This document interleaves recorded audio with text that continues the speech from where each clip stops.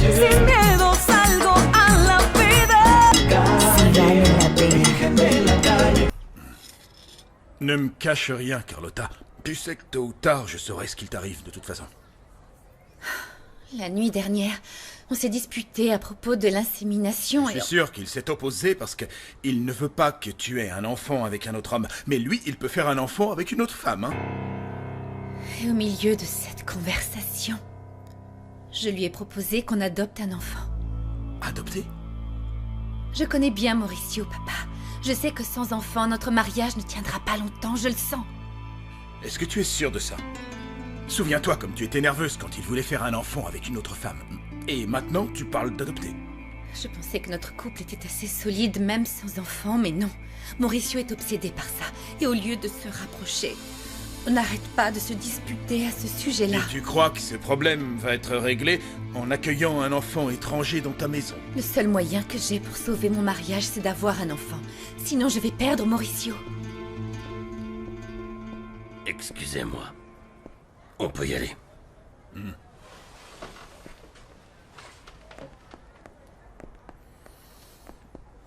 Ce que vous avez demandé est en place. Je vous y emmène. Très bien, Camacho. Tu es très professionnel. Viens. Comment Monsieur expliquez-vous Rivas, que de tels qu'avez-vous à dire individus à aient propos pu du se candidat présenter à une Horacio Je vous en élection, prie, monsieur Rivas? s'il vous plaît, je voudrais d'abord dire que j'ai été abusé. Ils ont profité de ma crédulité.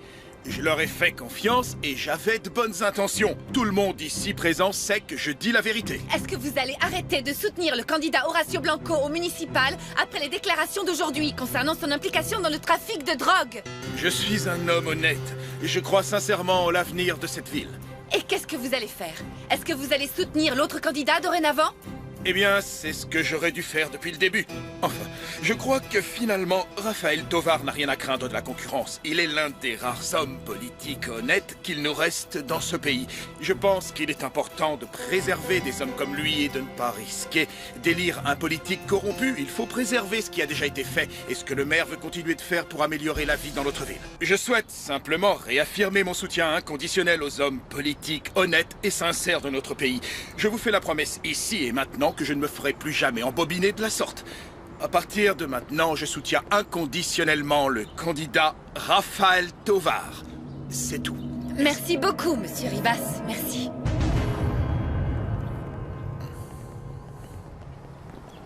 J'y vais, monsieur. Je peux faire quelque chose pour vous, messieurs? Excusez-nous pour le dérangement, monsieur. Nous sommes inspecteurs. Nous avons quelques questions à vous poser concernant Francisco Rojas.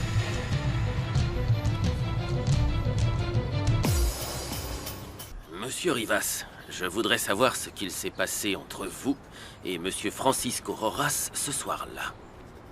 Ma relation avec Francisco était purement formelle, finalement.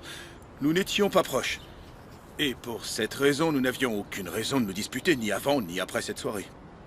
Ce soir-là, Mauricio nous a dit que la dernière fois qu'il avait vu Francisco, il était avec vous.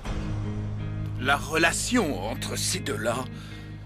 Ah, cette soirée, je ne sais pas comment le dire, mais il y avait de l'eau dans le gaz. Bien sûr, j'ignore pourquoi. Ce que je sais, c'est que Francisco avait un peu trop bu, et qu'il a été très agressif envers Mauricio. Et quand Mauricio vous a laissé seul avec Francisco Rojas, que s'est-il passé? Il était fou. Il ne tenait plus en place. Je voulais lui donner des conseils, mais avant même que je ne commence, il est sorti du bureau. Mais je ne l'ai pas revu. Ce que j'ai du mal à croire, c'est qu'il ait quitté le pays, cette nuit-là, précisément.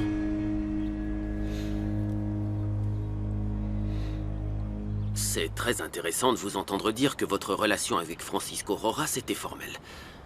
Ça me fait penser à une chose, monsieur Rivas. De quoi peuvent bien parler deux personnes qui ne sont pas aussi proches l'une de l'autre? Je vous demande pardon?